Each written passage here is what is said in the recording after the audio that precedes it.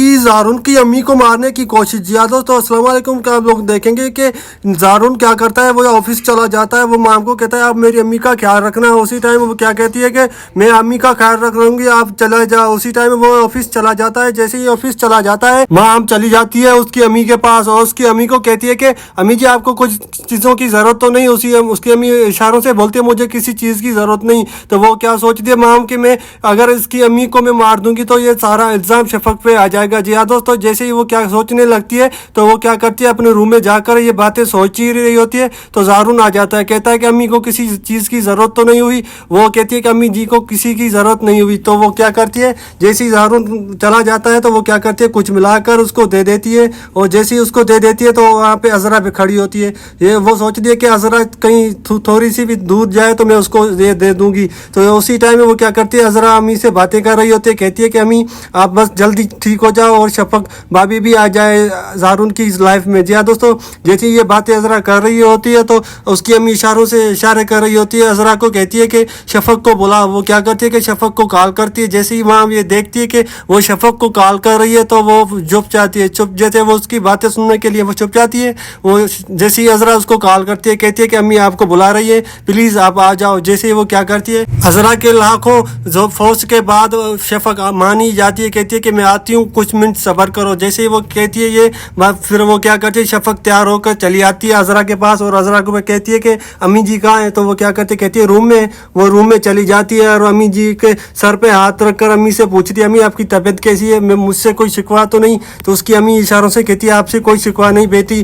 तो वो उसको बोलती है अम्मी जी मुझसे बहुत ज़्यादा गलतियाँ हो गई, मुझे माफ़ कर देना, मैंने आपको अकेला कर दिया है। तो उसकी अम्मी कहती है आपने मुझे अकेला नहीं किया, मेरे साथ अज़रा है और आप बस अपना घर संभालो और ज़ारून के साथ रहो। वो वहीं पे शफक रोने लगती है, कहती है कि अम्मी जी आपको तो पता ही है मैंने क्या क्या नहीं किया ज़ारून के लिए। तो उसको कहती है कि आप बेफिक्र रहें, मैं इंशाल्लाह ठीक हो जाऊँ तो फिर मैं आपके लिए सब कुछ करूँगी। अज़रा ये बातें सुन रही होती है तो माम क्या करती है, माम ये सारा कुछ देख रही होती है, माम चुप भी होती है। वहीं पे फौरन तौर पर माम क्या करती है, वीडियो बना देती है। वो सोचती है मैं ज़ारून को दिखाऊंगी और कहूँगी कि अम्मी की जी तब जो तबीयत खराब हुई है वो शफक की वजह से हुई है। उसी टाइम क्या होता है कि वो वीडियो रिकॉर्ड करने लगती है। वो वीडियो जैसे करने स्टार्ट लगती है तो शफक कर रही होती है अम्मी के साथ बातें, कहती है अम्मी जी आप बस जल्दी ठीक आ जाओ, मैं ज़ारून की लाइफ में भी आ जाऊंगी, आप बेफिक्र हैं। ये बातें सुनकर माम भी शौक हो जाती है। उसी टाइम वो चली जाती है। फिलहाल तो शफक चली जाती है अपने घर और वहाँ पे क्या होता है कि वो ज़ारून को कॉल करके उसको व्हाट्सअप कर देती है वीडियो।